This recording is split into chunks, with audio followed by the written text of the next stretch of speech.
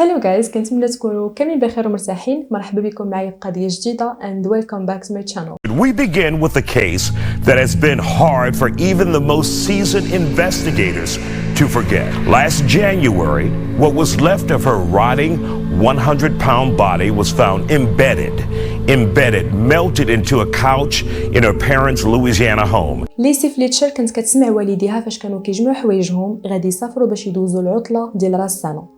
غادي يحتفلوا بسنة 2022، غادي يسافروا خارج المدينة وغيخليو بنتهم ليسي بوحدها في الدار كتعفن. ما عارفينش واش ليسي كانت مرتاحة وهي عارفاهم غادي يمشيو، واش كانت حاسة بالخوف وفرضا ما خلاوش ليها الماكلة، اشنو غادي تبقى بالجوع؟ وإلا ما خلاوش ليها الماء ممكن تبقى مدة طويلة بلا ماكلة ولكن ماشي بلا ماء، واشنو غادي يوقع ليها إلا ما رجعوش بمرة؟ اللي تقدر ديرو في هذيك اللحظة هو تبقى جالسة في بلاصتها في هذاك الفوتوي وكتشوف فيهم غاديين بحالهم، حيت اصلا ما كان عندها حتى شي خيار اخر. ليسي محاصرة وما قدرش تخرج من هذاك السجن اللي هي فيه، ما قدرش تشوف الشمس اولا تمشى وتخرج على برا، ما قدرش تدوي مع الاصدقاء ديالها اولا تمشي للمدرسة، ما قدرها حتى تنوض للكوزينه تاخذ شي حاجه تاكلها الا جاها الجوع، ويمكن ما كانش عارفه اصلا اين نهار هي فيه، واش كانت قادره تسمع هذوك الالعاب الناريه ديال احتفالات دراس السنه، حيت هكذا تقدر تفهم بانه البدايه ديال عام 2022. ما عارفين والو، عارفين حاجه وحده، هو ان ليسي فليتشر كانت محبوسه في هذاك الفوتوي، بقات ناعسه فيه وهي بالجوع وتوسخات بالفضلات ديالها وكانت كلها عريانه وما قادره حتى تاكل الا في حاله وحده، الا جا شي واحد يوكلها بيديه. الجسد ديالها كان كيحتضر وهي باقا حيه، كانوا اجزاء ديال اللحم ديالها كيتعفنوا، كان كيسرح فيها الدود في شعرها والجسم ديالها كامل وفي عظامها، وكياكل اللحم الميت ديالها وهي باقا حيه. الا شفت لتحت كتقدر تشوف الجسم ديالها كيتحلل، كانت قادره تشوف الانسجه والجلده والعضلات ديالها وثقوب كبيره في العظام ديال الجزء السفلي من الجسم ديالها. الجزء السفلي ديالها كان كله مسخ بالفضلات وحتى فمها ودنيها. ليسي كانت محبوسه في هذا الفوتوي لمده ديال 12 عام. فاش لقاو الجثه ديالها كانت صافي دابت وتكونات حفره في هذاك الفوتوي في البلاصه اللي كانت جالسه فيها، والجلده واللحم ديالها اندمجوا مع الجلد ديال هذاك الفوتوي. في لوتوبسي لقاو ليها جوج حوايج في المعده ديالها، البونج ديال هذاك الفوتوي والفضلات ديالها، واش بقوه الجوع كلاتهم ما عارفين والو. اسوأ جزء كاين في هذه القصه كامله هو اننا ما عارفينش شنو السبب او لا علاش وقع ليها بحال هكا. وكاينه واحد النظريه كتقول بانها احتمال كبير كانت مريضه بواحد المتلازمه سميتها لوكدين سيندروم او متلازمه المنحبس. هي فاش الواحد كيكون واعي وعلى قيد الحياه ولكن ما قادرش يحرك الجسم ديالو. ونظريه اخرى كتقول بان ليسي كانت ضحيه ديال التعذيب ديال شي مجرم سادي كان كيستمتع وهو كيشوفها كتعذب لمده ديال سنوات. كاينين بزاف ديال النظريات وما عارفينش اين وحده فيهم صحيحه، ولكن اللي عارفين هو انها غادي تموت في وحده من اسوأ حالات الموت البطيء اللي تقدروا تخيلوها في راسكم وحتى واحد ما عاونها. هذا انذار وخرج شويه معطل قبل ما تكملوا القضيه ديال اليوم. اللي حساسين وما كيقدروش يسمعوا القضايا صعاب اولا اللي جالسين كياكلوا دابا اولا اللي ما حاسينش براسهم مزيان، ما كنصحكمش تكملوا الفيديو، تفرجوا شي حاجه اخرى اولا قراو شي كتاب، ويلا نبداو التفاصيل ديال القضيه من الاول. كاينه واحد المتلازمه سميتها متلازمه المنحبس او لوكدين سيندروم. هي واحد الحاله مرضيه نادره. معظم الناس اللي مرض بهذه المتلازمه كيكونوا ضحايا ديال سكته او اصابه دماغيه، وواخا كتعتبر حاله نادره ولكن الناس كيخافوا منها، حيت واخا كتكون في كامل الوعي ديالك ما كتكون قادر لا تهضر ولا تواصل مع الناس اللي حداك، كتكون فايق ودماغك كيفكر وخدام عادي، والا كان عندك الزهر تقدر تحل عينيك وتشوف حداك، ولكن غادي تشوف غير فين تقدر تدور عينيك حيت ما غاديش تقدر تدور راسك. وفاش كتبغي تهضر فمك ما كيتحركش، ما كتقدرش تهضر، بحال مثلا فاش كنحلموا راسنا باغيين نغوتوا اولا باغيين نجريو ولكن ما كنقدروش. هاد متلازمه المنحبس ما تقدر تحرك حتى صبع واحد، وما غتقدرش تسرط الريق ديالك اولا اللعاب ديالك وغيبقى هابط لك مع فمك. 90% ديال الناس اللي جاتهم هاد المتلازمه كيموتوا في 4 شهور الاولى، والاطباء كيكتشفوا بانهم محبوسين ولكن ما كيلقاو حتى شي طريقه باش يخرجوهم من هذه الحاله. غالبا الاطباء حتى كدوز 4 ايام عاد كيعرفوا بلي هذا المريض عنده لوكدين سيندروم، والطريقه باش كيعرفوها كيقولوا ليه الا كنتي فايق وواعي وكتفهمنا رمش مثلا 2 ديال المرات، وللاسف كيكونوا بعض الحالات اللي صعب بزاف في المريض اللي كتكون عنده لوكدين سيندروم ما كيقدر لا يحل عينيه ولا يرمش. في عام 2020 خرجت واحد الاشاعه باللي واحد البنت في ولايه لويزيانا عندها متلازمه المنحبس او لوكدين سيندروم لمده ديال 12 عام 12 عام وهي جالسه في الفوتوي كتشوف غير بعينيها حتى ماتت. وفي عام 2022 هاد القصه دارت البوز ولاو كاع الناس كيهضروا عليها. واللي مرعب اكثر هو انه كاين احتمال كبير باللي هاد البنت اصلا ما كانش عندها متلازمه المنحبس. اشنو كيعني هاد الشيء وشنو اللي غادي يخليها تبقى جالسه في نفس البلاصه في هذاك الفوتوي لمده ديال 12 عام؟ كانت قادره جسديا، فشنو اللي خلاها ما تنوضش من بلاصتها؟ ما عارفينش واش كانت مربوطه او لا حبسها شي واحد. وهذا الشيء كيعني الا ما كانش عندها متلازمه المنحبس فكاينه شي حاجه اللي اسوأ ومرعبه اكثر اللي خلاتها تبقى جالسه في نفس البلاصه لمده ديال 12 عام. واحد المنطقه سميتها سلارر كاينه في ولايه لويزيانا ساكنين فيها تقريبا قل من 1000 شخص. هاد المدينه الصغيره الناس اللي ساكنين فيها واللي تقريبا بهم 800 شخص ما كانوش كيحتاجوا يمشيو لبلاصه اخرى حيت كانوا كيلقاو كلشي. عندهم كلشي، المدارس، جوج كنيسات، صيدليات ولي سوبر مارشي، عندهم شركات صغار كيبيعوا منتجات زراعيه وحوايج اخرين، وعندهم مؤسسات ديال الرعايه المسنين واعاده التاهيل. الناس في هذه المنطقه كانوا كيعرفوا بعضياتهم وكيتعاونوا مع بعضياتهم.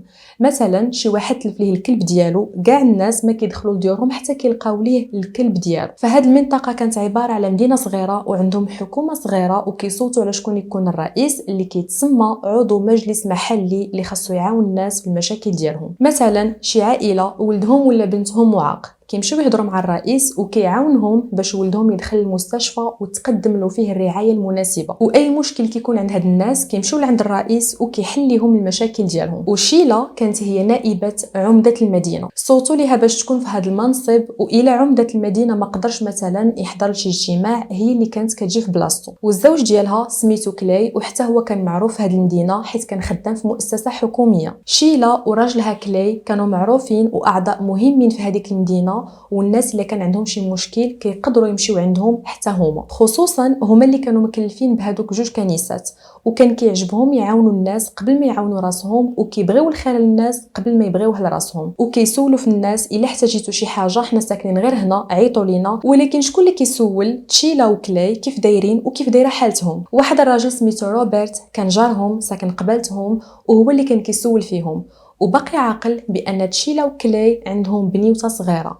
ولكن هذه شحال ما شافها تقريبا شي 10 سنين ولا 15 عام ما شاف بنتهم الصغيره. وقال مع راسو غادي تكون كملت قرايتها وتزوجات او لا خدمات في بلاصه اخرى وما بقاتش كتلقى الوقت تجي تشوف والديها او لا جات، ولكن هو اللي ما شافهاش. واحد النهار هاد البنت في هذيك الوقيته كان في عمرها 30 عام، وروبرت كان في الجرده ديالو كيهضر مع جارو كلاي. وواحد شويه قال ليه احقا بنت كليسي لاباس عليها كيف دايره وفين وصلت في قرايتها وفين ساكنه هي دابا؟ وجاوبوا لاباس عليها ومازال ساكنه معنا. وكلاي دغيا غادي يبدل الموضوع. في هذه المرحله ليسي كانت ديما في الفوتوي وما كتقدرش تحرك، بقات محاصره في هذيك البلاصه حتى ماتت.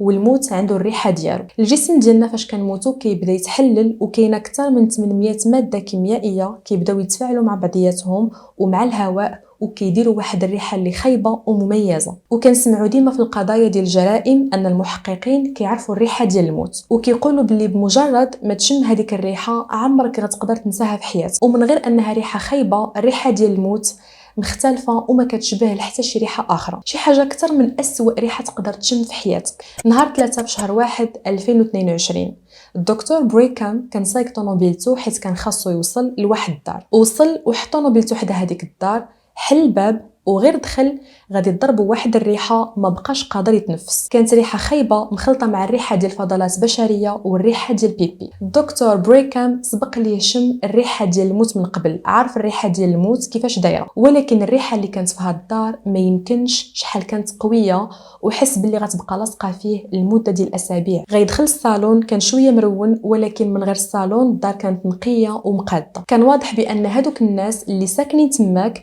كينقيو دارهم وكيقادوها باستثناء هذيك البلاصه اللي فيها هذاك الفوتوي. كان كله عامر بالفضلات البشريه وبيبي لدرجه هذوك الفضلات هبطوا من تحت الفوتوي. هذيك المساحه اولا البلاصه اللي كاين فيها الفوتوي بحال عمر شي واحد نقاها، وهكاك هذاك العفن والوسخ تراكم تماك. اللي غيدخل لهاد الدار مستحيل يتوقع يلقى هذا الفوتوي في دار زوينه ومقاده، بحال مالين الدار كانوا كيستعملوه في بلاصه الطواليت اولا كانوا كيستعملوه كطواليت. واللي غريب اكثر هو ان هاد الدار ديال جوج الناس معروفين في هذيك المدينه وكاع الناس كيحترموهم وكيعرفوهم. وهاد الدار ما كانتش مهجوره، يعني كان واضح بلي ماليها ساكنين فيها وعايشين فيها. الدكتور بريكام فاش قرب لهداك الفوتوي غادي يلقى الشخص اللي اصلا على قبلو جا لهاد الدار. ليسي كانت جالسه في هاد الفوتوي اللي ولات فيه حفره كبيره تقريبا حتى الارض، وهي اللي كانت جالسه في هذيك الحفره. كانت دايره هاد الجلسه ومربعه رجليها ومايله على جنب واحد، عينيها كانوا محلولين وحتى فمها كان محلول، وكانت كلها عريانه، لابسه غير واحد تيشيرت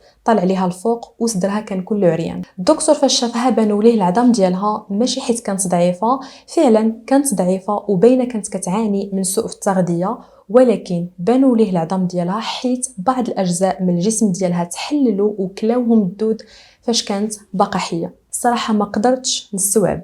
تخيلوا معايا الصدمه العقليه والنفسيه اللي غادي يعيشها شي واحد الا هبط عينيه وبان ليه الجزء السفلي ديالو كيتحلل وكياكل فيه الدود. ليسي هذاك الدود سرح ليها في شعرها وفي الجسد ديالها كامل، ومن راسها حتى لرجليها كانت كلها مطليه بالفضلات. لقاو ليها الفضلات فمها وودنيها والمعده ديالها، كانت كتاكلو او لو كلوه ليها ما عارفينش. ولقاو الاثر ديال سكراتشز اولا الخبيش في المسند ديال الفوتوي، كان كله عامر بسكراتشز. هادشي كامل اللي كنعاود لكم راه ماشي الجثه ديال ليسي كتحلل من بعد ما ماتت لمده ديال 12 عام وهي في هذاك الفوتوي، ما قادراش تحرك اولا تنوض للطواليت، وطبعا كانت كتوسخ راسها بهذوك الفضلات وهي باقا على قيد الحياه. اللحم ديالها بدا كيتعفن وكيتحلل والدود كياكل فيها. والناس اللي ساكنين معاها في هذيك الدار هما في الواقع والديها، كانوا كل نهار كيدوزوا من حداها وكيشوفوها في هذاك الفوتوي وفي هذيك الحاله. والديها هما تشيلا وكلاي. ليسي اعلنوا على الموت ديالها مع 3 ديال العشيه نهار 3 بشهر 1 2022، واحتمال كبير انها ماتت قبل ب 24 حتى 48 ساعه، يعني ماتت نهار ديال راس السنه. الناس كانوا كيحتفلوا باش يبداو عام جديد، وليسي كانت كتحتضر في وسط الفضلات ديالها. Dr. Ewell Bickham could not release specifics with a pending grand jury hearing, but told me in his 30 years as a practicing physician, he could not eat for a week and cried for a week. ديروا في بالكم بان ليسي ماتت نهار 3 في شهر 1 ووالديها استجوبوهم حتى 18 في شهر 1، يعني اصلا كاع ما تعاملوا معاهم كمشتبه بهم. فاش كانوا كيستجوبوا تشيلا الام ديالها قالت لهم انا بنتي عندها سوشيال انكزايري اولا القلق الاجتماعي، وفاش كانت مراهقه كانت كتتبع مع اطباء نفسيين لمده ديال 3 سنين. وليسي راه ماتت وهي في عمرها 36 عام، يعني الام ديالها راه كتهضر على هذه السنوات يعني تقريبا 20 عام، وهذه السنوات ما بقاتش باغا تمشي للطبيب. شيلا وكلاي قالوا بلي فكروا يدخلوا بنتهم المصحة خاصة، ولكن لسبب من الأسباب ما دخلوهاش. وفي الاستجواب اللي داروا المحققين مع شيلا قالت لهم بلي بنتها ليسي خدت قرار تبقى في هذاك الفوتوي وما تحركش. هما حاولوا يقنعوها ولكن في الاخر بقاو غير كيعاونوها، مثلا كيعطيوها تاكل وحطوا حداها تواليت بحال اللي كتشوفوا في السبيطارات، حطوا ليها لانجيت والباودر ديال الدراري الصغار، حوايجها جداد ونقيين والافلام اللي كيعجبها تفرج فيهم، يعني حطوا ليها كاع داكشي اللي غادي تحتاج، بقى خاصها غير تنوض من بلاصتها. ولكن ليسي رفضات. هاد الهضره كامله هما اللي قالوها وباللي يمكن غير العجز هذاك وصل. وفي الاخر بقاو كيعطيوها فوطه دير فيها الفضلات ديالها. شيلا كتهز هذيك الفوطه وكتغسلها من البيبي والفضلات وكتعطيها فوطه اخرى جديده ونقيه، وقالت لهم باللي كانت كتضطر تنظف ليها الجسد ديالها وتداويها من هذوك الباد سورز اولا تقرحات الفراش، وباللي بنتها ليسي عمرها تشكات من الالم، وهذا الشيء ما كيتقبلوش العقل. شيلا قالت باللي بنتها ما بقاتش عندها الشهيه ديال الماكله من عام 2021، ولكن عائلتها فاش رجعوا للدار نهار 2 شهر 1 يعني من بعد ما دوزوا العطله ديال راس السنه ديال عام 2022، شيلا قالت للبوليس بانها وجدت لبنتها ليسي نص ديال ساندويتش وكلاتو، واكدت لهم باللي كتنعس في كرسي حدا بنتها اللي ناعسه في فوتوي معفن، وباللي مع 10 ديال الليل ليسي كانت باقا على قيد الحياه، ولكن في الصباح لقاتها صافي ماتت. ديروا في بالكم بان شيلا اكبر كذابه، لانه قالت للبوليس باللي عطات لبنتها قبل ما تموت تاكل نص ديال ساندويتش، ولكن ماشي هادشي اللي لقاو ليها في المعده ديالها من بعد ما داروا ليها لوطوبسي. فاش داروا ليها لوطوبسي لقاو عندها 2 حوايج، الفضلات والبونج ديال الفوتوي، ما كاين لا ساندويتش لا والو. الا كانت بصح ليسي بقات في هذاك الفوتوي المده ديال 12 عام، فهاد الشيء كيعني ان هذاك العذاب وهذاك الجحيم اللي كانت فيه بدا من عام 2010 وهي ماتت في عام 2022. ووالديها كاع ما قالوا للبوليس شحال من عام وهي في هذاك الفوتوي، قالوا لهم غير هذه سنوات وصاف، ولكن الطبيب الشرعي هو اللي قال لهم 12 عام. الجلده ديال بنادم فاش كتعرض للبيبي والفضلات غير من بعد ساعات الواحد كيبدا يحس بالحكه وبالالم وواحد الاحساس ديال الوخز،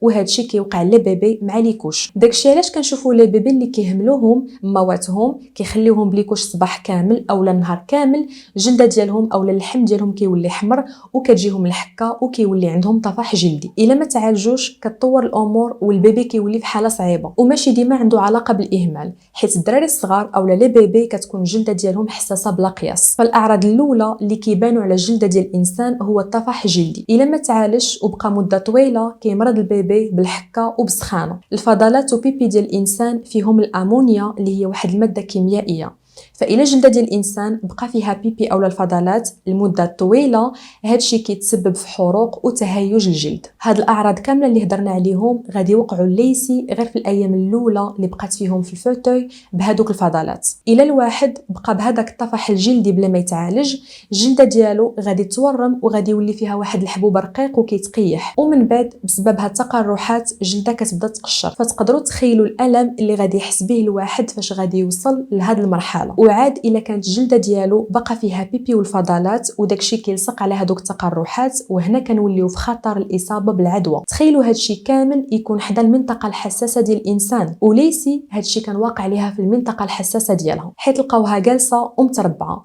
فحرفيا هي كانت جالسه في واحد الكومه ديال بيبي والفضلات، وهادشي غير ما كان كيزيد من الحساسيه والالم ديال داكشي اللي كانت كتحس به. حاجه اخرى مهمه خاصنا نقولها لكم، الا ليسي كانت كتجيها الدوره الشهريه ديالها واخا هذيك الحاله اللي وصلت ليها وسوء التغذيه اللي وصلت ليهم محال تكون كتجيها الدوره الشهريه ديالها، ولكن الا كانت كتجيها الدوره الشهريه فهاد الشيء كيعني تراكم وتعفن الدم في هذاك الفوتوي. وما تنساوش بان الدم كيجذب الدبان. ليسي كان كيتجمع ليها الدبان وعلى الجروح ديالها والمنطقه الحساسه ديالها، وهذا الشيء بلا التهابات اللي كتكون مؤلمه بزاف في هذيك المنطقه. هذا الشيء اللي كنعاود لكم كان غير في المرحله الاولى فين كانت ليسي ممكن انها تنقذ وتعالج. فعلا هذا الشيء كان مؤلم ولكن ماشي لدرجه انه يقتلها. وبلا بيبي والفضلات كانت غادي تصاب بالعدوى، لانه بمجرد النعاس اولا الجلاس في نفس البلاصه لمده طويله راه اسوا حاجه تقدر دير الجسم ديالك. ما عرفت واش سمعتوا قبل بقروح الفراش اولا باد سورز، حيت هادو اول اعراض كيبانوا على الانسان الا كان جالس اولا ناعس في نفس البلاصه لمده طويله، حيت بكل بساطه كتحبس الدم على هذيك البلاصه اللي جالس اولا ناعس عليها وكيبداو الانسجه ديال هذيك البلاصه كيموتوا من بعد ساعتين. غير باش تعرفوا راه الجسم ديال الانسان حساس اكثر ما كتخيلوا، وحنا جالسين اولا ناعسين على نفس البلاصه لمده طويله فهذيك البلاصه ما كيدوش ليها الاكسجين حيت ما كيدوش ليها الدم، والاكسجين كاين في الدم، وما بين جوج 3 ديال السوايع الانسجه صافي كيبداو يموتوا. واكيد غادي تكونوا كتسالوا مع راسكم علاش ما كنمرضوش بقروح الفراش اولا باد سورز فاش كنكونوا ناعسين. حنا فاش كنكونوا ناعسين ما كنحسوش براسنا ولكن راه كنتحركوا كل شويه، كنتقلبوا للجهه الاخرى، وخا ما نتقلبوش وخا نديروا غير بحال هكا راه كنتحركوا. المهم ما نبقاوش جامدين في بلاصتنا لمده طويله. وبالنسبه للناس اللي خدامين وكيدوزوا وقت طويل وهما جالسين في البيرو راه غير الا كنتو كتحركوا شويه هكا في بلاصتكم مره ما غاديش تجيكم الباد سورز اولا قروح الفراش. باد سورز اولا قروح الفراش كتبدا بقعه حمراء في الجلد بحال حرقاتك الشمس، وتقدر تكون شويه ديال الحكه ومن بعد اللون ديالها كيولي موف اولا بنفسجي. الا الواحد ما داواهاش هذيك الجلده كتفتح وهذاك الجرح كيولي مؤلم بزاف، وحيت الجلده كتفتح دغيا الواحد يقدر يتصاب بالعدوى. ومن بعد كتبدا تكون بحال شي تقبه في اللحم، كتبدا كتحفر لداخل في الجسم ديالك حتى كتولي واحد تقبه كبيره في الجسم ديالك، كتولي قادر تشوف الانسجه والعضلات والعظام ديالك هكا كيوليو كيبانوا لك. انا زغبني الله وجاني الفضول ومشيت كنقلب على الباد سورز كيفاش دايرين، تصدمت ويا ريتني ما شفتهمش. يا ريت. كنظن من بين أسوأ الحوايج اللي يقدر يمرض بهم الانسان والعلاج ديال هاد قروح الفراش صعيب بزاف. داكشي علاش كتلقى الممرضات في السبيطارات كيقلبوا المرضى ديالهم اللي ما قادرينش يتحركوا بحال المسنين والناس اللي عندهم شلل، كيقلبوهم كل ساعتين، مره على اليسار مره على اليمين، المهم كيبدلوا لهم الوضعيه ديالهم كل ساعتين. ما فيهاش النقاش وما فيهاش النسيان وما فيهاش الاهمال، شي حاجه اللي ضروريه وما يحيدهاش لك الطبيب. الممرضات عندهم هذه القضيه هذه مهمه بزاف. كاين اللي كيستغرق اسابيع وشهور وسنوات باش يبرى، وكاين اللي ما كيبراش بمره وممكن يحتاجوا لعمليات جراحيه. الى المريض وصل لحاله خطيره ومتطوره للاسف كيموت. قروح الفراش اولا باد سورز كيقتلوا 24,000 واحد كل عام. فاش لقاو الجثه ديال ليسي اللحم ديال الجزء السفلي من الجسد ديالها صافي تكل وما بقاش، بحال ما كان عندها لا مؤخره لا فخذ، وما تقدروش تفرقوا ما بين الظهر والمؤخره ديالها. اللحم ديالها تعفن وكلاه الدود وبعض المناطق اللي كانوا شويه كيشبهوا الجلده ديال بنادم، ولكن هاد المناطق هادو كانوا صفر بزاف، كان اللون ديالهم صفر بزاف. ليسي مده طويله وهي كتعاني من قروح الفراش، وبداو كيحفروا فيها لداخل حتى بداو العظام ديالها كيبانوا. وفي واحد المرحله بدات كتعاني من واحد الحاله سميتها غانغرين. فشنو هي غانغرين؟ فاش الواحد كيبقى مده طويله وهو جالس او ناعس وما كيتحركش، هذيك المنطقه ما كيبقاش كيدوز ليها الدم، وبالتالي ما كيبقاش كيدوز ليها الاكسجين، وكيموتوا هذوك الانسجه، فهذيك المنطقه كتعفن وكيولي اللون ديالها كحل وفي نفس الوقت خضر مغلوق. ما نقدرش نحط لكم التصاور لانهم قاصحين بزاف. هادشي كامل اللي كنعاود لكم تقدروا تقلبوا عليه في جوجل وغادي تشوفوا التصاور، ولكن ردوا بالكم حيت التصاور قاصحين، ما نقدرش نحطهم حيت كاين اللي ما يقدرش يشوفهم. وهاد الحالات كيتعتبروا مميتين. وحاجه وحده هو ان هاد الاصابات اللي تعرضت لهم ليسي كنتمناو يكونوا دمروا ليها النهايات العصبيه ديالها. كاين احتمال ما يكونوش تدمروا وكاين احتمال يكونوا تدمروا، وبالتالي ما غاديش تحس بالالم ديال هاد تقرحات الفراش وغانغرين. الا كانت كتحس فهاد الشيء كيعني انها دوزات 12 عام ديال الجحيم والالم الشديد والعذاب. وهذوك الجروح كانوا كيتنظفوا، ولكن ماشي والديها اللي كانوا كينظفوها، في الواقع الدود اللي كان كينظفها. الدود كان كيسرح ليها على برا وداخل الجسد ديالها وكياكل اللحم الميت ديالها. وفي هذه الحاله الدود عاون ليسي اكثر من والديها. دابا كنهضروا على الدود وغادي يجيكم الموضوع مقزز، ولكن في الحقيقه الدود عنده دور كبير في هذه الحياه. فكيف قلت لكم الدود كياكل اللحم الميت. التاريخ ديال الطب ولحد الان كيستعملوا الدود حيت كيعاونهم في تنظيف الجروح. عاده الدود كيخليو هذاك اللحم اللي سليم وما واقع ليه والو وكيتغداو على اللحم اللي ميت. في جميع الحالات هذا اللحم الميت الا ما كلاش الدود غادي يقطعوا الطبيب، لانه الا بقى غادي يولي خطر الاصابه بالعدوى. وفي الحاله ديال ليسي الدود هو اللي عاونها باش ما تموتش بسبب العدوى والانتان لمده ديال 12 عام. فالدود هو اللي عاونها تبقى على قيد الحياه هذه المده كامله، في الوقيته اللي والديها ما داروا حتى شي حاجه باش يعاونوها. والديها خلاوها بلا ما وبلا ماكله، لدرجه ان ليسي بدات كتاكل البونج ديال الفوتوي اللي كانت قادره توصل ليه بفمها، وكلات حتى الفضلات ديالها، لانه هادشي اللي لقاو ليها في المعده ديالها من بعد ما داروا ليها لوطوبسي. ما نقدروش نعرفوا الصدمه العاطفيه والجسديه والعقليه اللي تعرضت لهم ليسي في هاد 12 عام، واخا نبغيو نتخيلوا ما غاديش نقدروا. ممكن يكونوا وقعوا ليها وتعرضت لحوايج اخرين في هاد 12 عام واللي الاطباء ما قدروش يعرفوهم من خلال التشريح. والتقرير ديال الطبيب بيكام قال بان ليسي ماتت بسبب الانتان. الانتان هو فاش كيدخلوا الجراثيم المجرى ديال الدم، وبزاف ديال الاعضاء ديال الجسم ما كيبقاوش خدامين بحال الرئتين الكلاوي والكبد. وهادشي كان نتيجه ديال الاهمال الطبي الشديد اللي تسبب ليها في سوء التغذيه المزمن والمجاعه الحاده. في هذيك الوقيته ليسي كان في عمرها 36 عام وكانت كتوزن 43 كيلو، ما قدرش تحرك جسديا، قرحه حاده وعدوى في العظام، وهادشي اللي تسبب ليها في الانسان وفي الاخر الموت. وحاجه اخرى مهمه، الام ديالها شيله قالت باللي بنتها عمرها خداتها للطبيب او للسبيطار. علاش؟ حيت بنتها عمرها مرضات. طبعا هاد التصريح مجرد تخربيق بلا ما نحتاجوا نناقشوا فيه، لانه هادشي كامل واقع وكتقول لك بنتها عمرها مرضات. فهادشي كامل الا كان كيثبت شي حاجه فراه كيثبت ان والديها كانوا كيكذبوا، حيت ليسي كانت مريضه بهذاك الوباء فاش ماتت. وتخيلوا معايا الاصدقاء ديال شيلا وكلاي ما عارفين باللي اصلا عندهم شي بنت، ولكن الاصدقاء القدام ديالهم باقين عاقلين باللي عندهم واحد البنت سميتها ليسي. وكانوا بعض الاصدقاء اللي قراو معاها واللي كانوا ساكنين في نفس الحي فاش كانوا باقين صغار، وصحابتها وصحابها اعتقدوا باللي صافي كبرات وانتقلت لمدينه اخرى اولا استقرت في شي بلاصه اخرى وتزوجت. الناس اللي كانوا مازالين عاقلين عليها كيتفكروا بان ليسي كانت واحد البنت اللي ضحوكيه وعندها واحد الانرجي اللي زوينه بزاف، والا كنتي كتعرفها غيعجبك الحال دوز الوقت معاها. وكانت كتحماق على ديزني وديما كتصيفط لصحاباتها روابط ديال الفيديوهات ديال ديزني والاغاني، واي واحد كيسولوه على ليسي كيقول بانها كانت ظريفه بزاف. وواحد الحاجه مهمه، الدراري الصغار كتبان فيهم الا كانوا مثلا كيتعرضوا للعنف او لا عايشين مكرفسين مع والديهم، ولكن ليسي فاش كانت صغيره كانت فرحانه بزاف وما كانوا حتى شي علامات كيبينوا انها كانت كتعنف جسديا او لا نفسيا. وحاجه اخرى مهمه، ليسي فاش كانت صغيره تشخصات بالتوحد، وغير باش نوضح لكم، التوحد كيتعتبر حالة عصبية وماشي حالة مرضية، والتوحد كيأثر على الطريقة ديال التواصل مع الناس، وبعض منهم كيكونوا حساسين اولا كيكونوا ذكيين وعندهم ذاكرة قوية بزاف، ولكن يقدروا يكونوا كيعانيو من مشاكل اجتماعية. الناس اللي عندهم توحد صعب عليهم يقراو التعابير ديال الوجه اولا الاي كونتاكت. شيلا وكلاي قالوا باللي بنتهم منعزلة وكالم بزاف وما عزيزش عليها تجلس اولا تلاقى بالناس، ولكن التلاميذ اللي قراو معاها تصدموا من هاد الهضره وقالوا بلاتي واش كنهضروا على نفس البنت اللي سميتها ليسي؟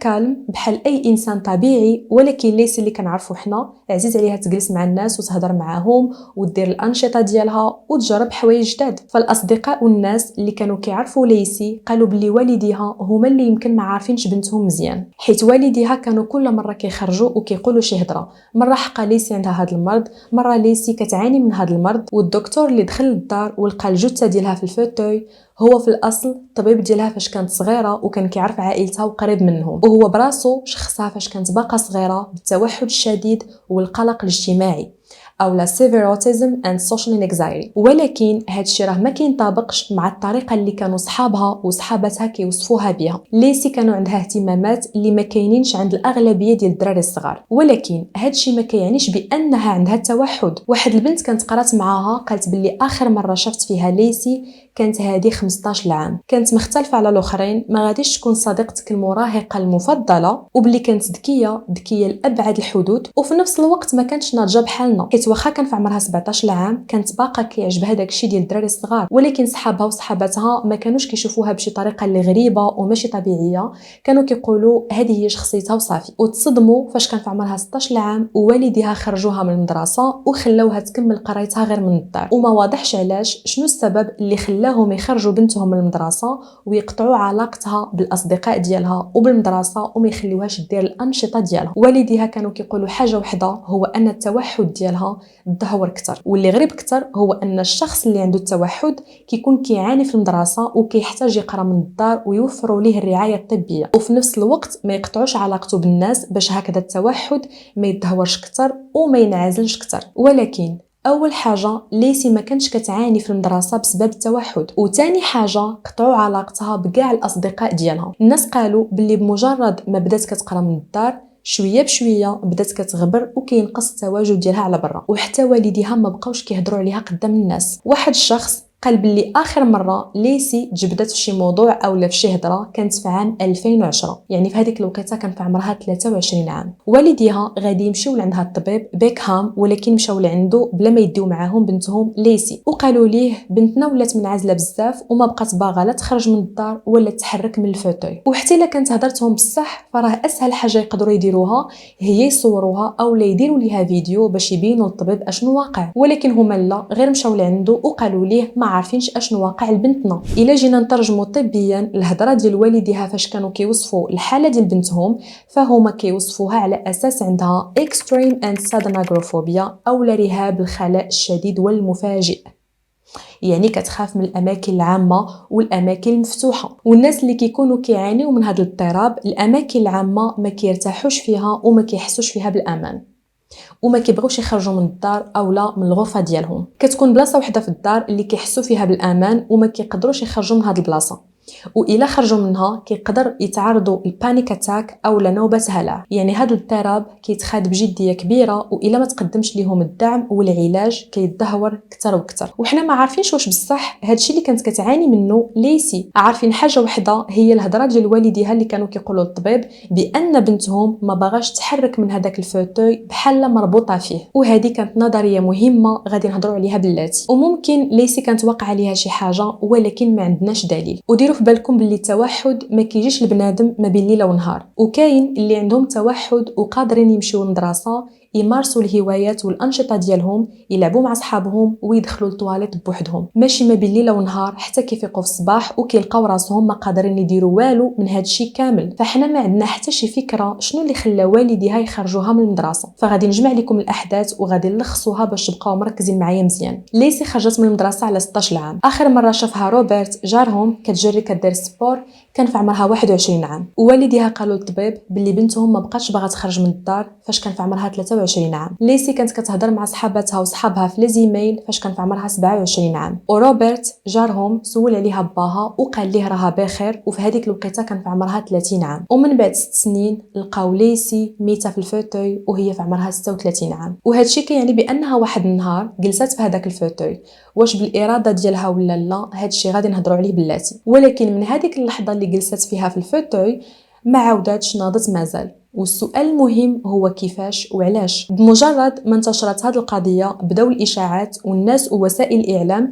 بداو كيقولوا باللي كانت عندها متلازمه المنحبس، حيت هذه النظريه هي اللي كتجاوب على كاع الاسئله كيفاش الواحد ممكن يبقى في بلاصتو ما كيتحركش لمده ديال سنوات حتى يموت. فهذه المتلازمه هي اللي جاوبت على كاع الاسئله وخلات الناس يرتاحوا، زعما ما كاينه لا جريمه قتل لا والو. والحقيقه هو ان ليسي ما كانش عندها هذه المتلازمه، حيت في واحد الوقيته ليسي كانت كتكتب لصحاباتها دي زيميل، وحتى الا ماشي هي اللي كتباتهم فراه كانت كتملي على شي واحد اشنو يكتب ليهم، وكانت قادره تاكل البونج ديال الفوتوي والفضلات ديالها. حتى الا كان شي واحد مريض بهذه المتلازمه وجا شي واحد اخر باغي يوكلو، فهذا المريض ما غاديش يقدر يسرط هذيك الماكله، حيت ما كيقدرش يتحكم في العضلات ديال الجسم ديالو كامل. وحتى الطبيب ديالها بيكهام قال باللي عمرو سمع بهذه المتلازمه وبان ليسي ما كانتش كتعاني منها. وهنا اي واحد غيتسائل ملي ما كانش عندها هذه المتلازمه وفعلا ما كانش عندها، فعلاش ما تحركاتش من بلاصتها؟ علاش ما ناضتش من هذاك الفوتوي؟ كاينين نظريات كيجاوبوا على هذا السؤال، وبغض النظر على كيفاش بدا هذا الشيء كامل،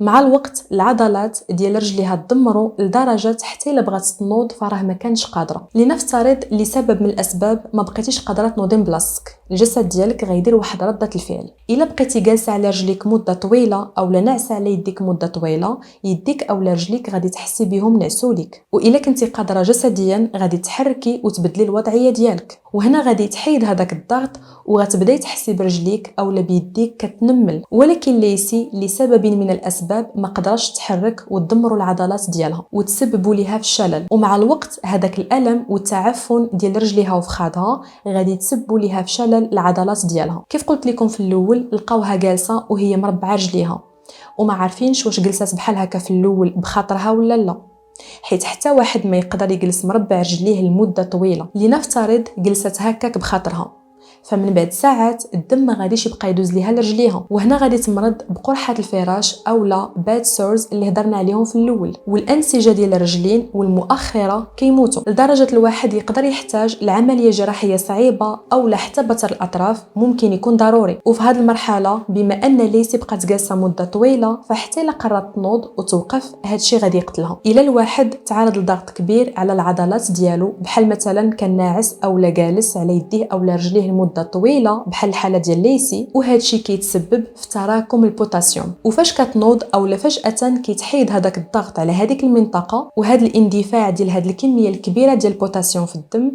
كيتسبب في نوبه قلبيه وكيموت الانسان. وليسي كانت جالسه على رجليها لمده ديال 12 عام، وغير من بعد عام واحد طبيعي انها ما تبقاش قادره تستعمل رجليها مازال وتصاب بشلل كامل. وكيبقى السؤال هو علاش ما ناضتش؟ كاينين جوج احتمالات او نقولوا جوج نظريات، يا اما لاسباب عقليه ونفسيه او ليسي كانت مربوطه في هذاك الفوتوي حتى تصابت بشلل كامل. لنفترض كان القرار ديالها هذاك. الحقيقه ديال ان والديها ما داروا حتى شي حاجه باش يعاونوها، هادشي كيتعتبر غريب وغير منطقي، حيت اللي منطقي في هذه القضيه هو ان ليسي تعرضت للاهمال والاساءه. وبالنسبه فاش كانت كتصيفط هذوك لي زيميل صحاباتها قالوا باللي كانت نفس الطريقه ديال الهضره د ليسي، وما كانوا حتى شي علامات كيثبتوا بانها كانت كتعرض للاساءه او للتعذيب. فما عارفينش واش ليسي عطاوها تليفونها ولا هي اللي قدرت توصل ليه، او لا كانت كتملي على شي واحد اشنو يكتب في هذوك لي زيميل، ما عارفين والو. بعض الناس قالوا لنفترض كانوا كيعذبوها، فراه ما يمكنش يعطوها التليفون ديالها تهضر مع صحاباتها،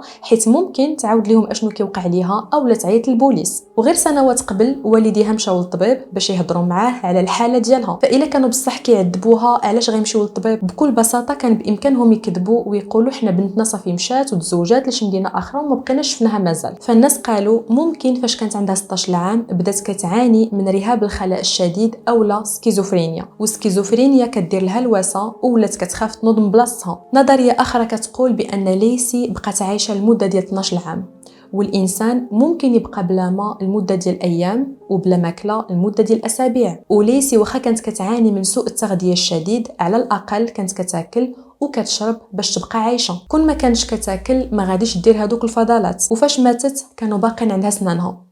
فهاد الشيء كيعني بان شي واحد كان كيوكلها وكيغسل ليها سنانها. ممكن والديها غير كانوا مصدومين وما قادرينش يتقبلوا الحاله ديال بنتهم، باللي صافي ما بقاتش قادره تنوض مازال اولا تستعمل هذيك الطواليت بوحدها. يمكن واخا كانوا كيشوفوا الدود كياكل في بنتهم ما كانوش مستوعبين وما قادرينش يواجهوا الحقيقه. بالنسبه لهم بنتهم فقط عنيده ومعكازه. من بعد هاد الشيء كامل الناس قالوا باللي والديها كانوا حاطين ليها الافلام اللي عزازين عليها، حوايجها نقيين باش تبدل فيهم، لانجيت باودر باش تنقي راسها وطواليت باش تستعملها.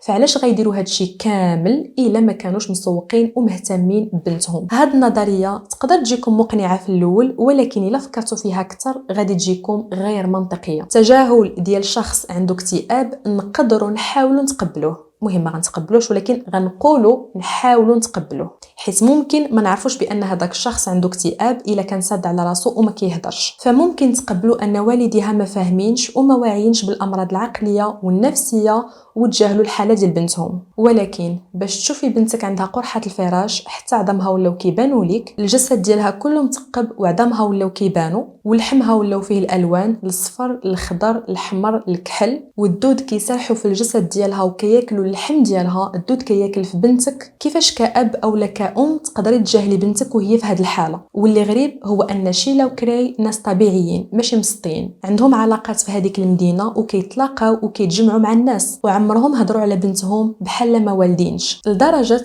كاين اللي اصلا ما عارفينش باللي عندهم بنيوته. لنفترض كانوا مصدومين ودخلوا في شي حاله مثلا، غادي يكونوا كيهضروا عليها للناس على اساس انها باقا على قيد الحياه وباللي غير فيها العجز وعنيده، وفي الحقيقه هما غير كانوا كيخبيو على الناس. كاينين عائلات كيحمقوا على ولادهم ولكن ما عندهمش فلوس باش يعالجوهم او لا يديوهم للسبيطار، واخا انا ضد، حيت الواحد ما خاصوش يولد وهو ما عندوش فلوس، ولكن والديها كانوا عندهم الفلوس باش يعالجوا 10 منها ماشي غير هي بوحدها. والدليل هو انهم فاش لقاو عليهم القبض باش يحقوا معاهم وبين ما وصلت المحاكمه ديالهم غادي يخلصوا على راسهم كفاله بقيمه 72 مليون ديال سنتيم مغربيه لواحد. فكان بامكانهم يعالجوا بنتهم ويديوها للسبيطار. ولنفترض مثلا ما كانش عندهم الفلوس، ما تنساوش بانهم ساكنين في لويزيانا، في واحد المنطقه اللي الناس كيتعاونوا مع بعضياتهم، خصوصا انهم كانوا اعضاء مهمين، فمستحيل يكونوا مشاو طلبوا المساعده من الناس والناس رفضوا يعاونوا ليسي. وهذا الشيء كيعني حاجه وحده، هو انهم خباو على الناس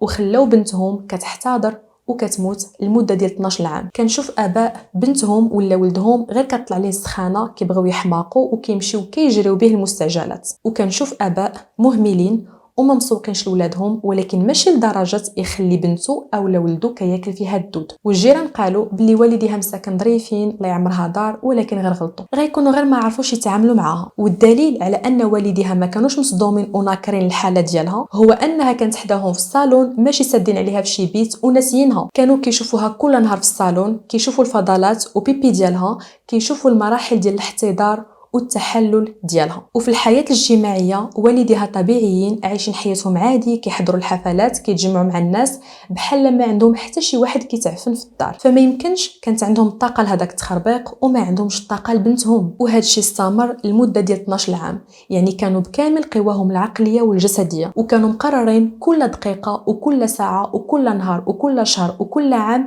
يخليوا بنتهم في هذيك الحاله. والنظريه الوحيده اللي جاتني منطقيه هي ان والديها كانوا كيعذبوها.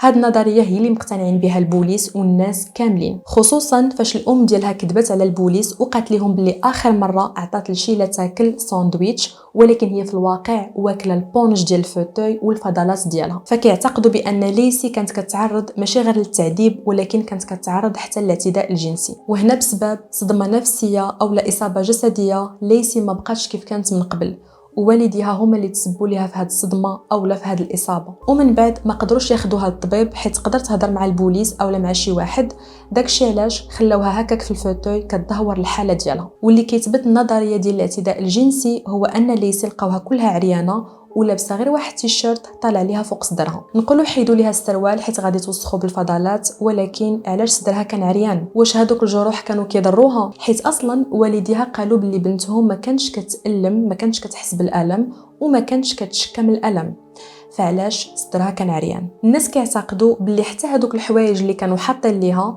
الباودر، لانجيت، حوايجها، تواليت والافلام اللي عزازين عليها كانوا غير طريقه من طرق التعذيب. حيت شنو الفائده من انهم يحطوا ليها داكشي كامل في الوقت اللي هي ما قادراش تحرك؟ وخا يلصقوا ليها الطواليت مع الفوتوي، رجليها اصلا ما بقاتش قادره تستعملهم. كي غدير توقف وتستعمل الطواليت من غير الا كانوا باغيين يعذبوها؟ شوفي، هي طواليت حداك ولكن ما غتقدريش تستعمليها وغديريها في بلاصتك. ها هما الافلام اللي كيعجبوك ولكن ما غاديش تقدري تنوضي تخدميهم. ها هما حوايج نقيين ولكن غتبقاي عريانه كديري الفضلات ديالك وما غتقدريش تنوضي تلبسيهم. فهادشي كيثبت حاجه اخرى، هو انهم حاولوا يخليوها على قيد الحياه اطول فتره ممكنه، وهذا الشيء كان حتى هو طريقه من طرق التعذيب، حيت ما كاينينش شي والدين غيبغيو يشوفوا بنتهم في هذيك الحاله. والسؤال الاهم هو علاش شيلا ما عيطاتش ل 911 من بعد ما ماتت بنتها؟ كيقولوا بلي واحد جارهم دق عليهم في الدار ولكن ما حلوش ليه الباب ومشى دار وطل من الشاجم، وبانت ليه ليسي الجثه ديال ليسي في الفوتوي وقال لهم اشنو هادشي واقع عندكم في الدار، يا اما غتعيطوا للبوليس او لا انا اللي غنعيط للبوليس. وهنا شيلا اضطرات تعيط ل 911 وبلغات على الوفاه ديال ليسي. وواحد السؤال غيكون داركم في راسكم، هو كيفاش والديها بقاو عايشين معها 12 عام في نفس الدار في نفس الصالون كيشموا الريحه ديال البيبي، الفضلات والريحه ديال التحلل ديال الجسد ديالها؟ كاين جواب واحد واخا انا ما مقتنعاش به،